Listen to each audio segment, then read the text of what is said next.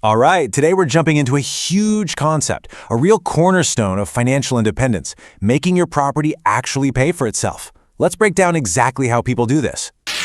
I mean, just stop and think about that for a second. What if your biggest monthly bill, your housing payment, was just gone, covered by someone else? It sounds like a total dream, right? Well, today we're going to look at the exact strategy that turns that dream into a very real plan. So let's get one thing straight right off the bat. This is not some get-rich-quick fantasy. We're talking about a real, concrete financial strategy for making your house pay its own way. And the goal here? It's actually beautifully simple. That big mortgage payment that leaves your bank account every single month, the idea is for that to be completely covered by income the property itself generates, not from your 9-to-5 job. Now, there's a name for this. It's called mortgage coverage. And notice the key word there, strategy. This isn't about getting lucky. It's an intentional plan where you use the cash flow from a rental to cover not just the loan, but all the other costs that come with owning a property.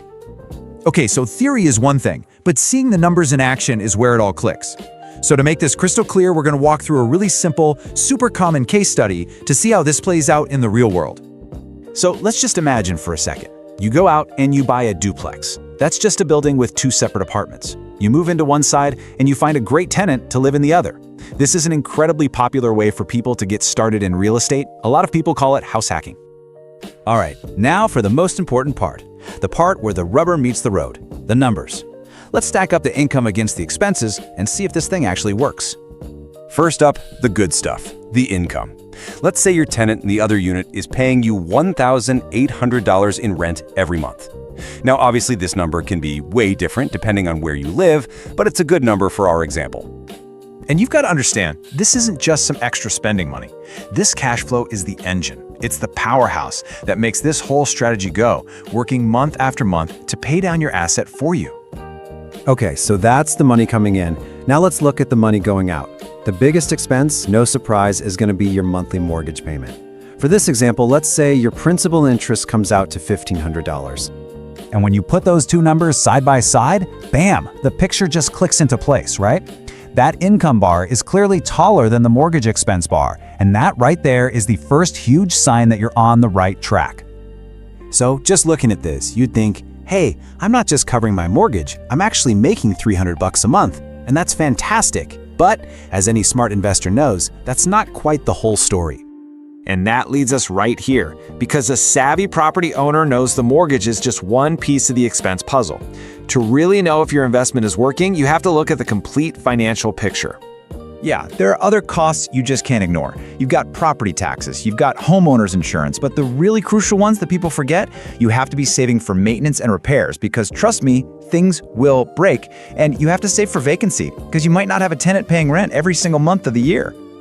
Okay, so let's see how this all adds up. We start with our $1,800 in rent, we subtract the $1,500 mortgage, then we subtract our other costs. Let's say $200 for taxes, $100 for insurance, and another $120 that we're putting aside for future repairs and vacancy. You do all that math and you get a final number, a net cash flow of negative $20. And this right here, this is the real goal. After you've paid every single bill and saved for the future, you want this final number to be zero. Or even better, positive. Now in our example, we're at minus $20. Just think about that. For the cost of a few coffees a month, you're having someone else pay down almost your entire mortgage.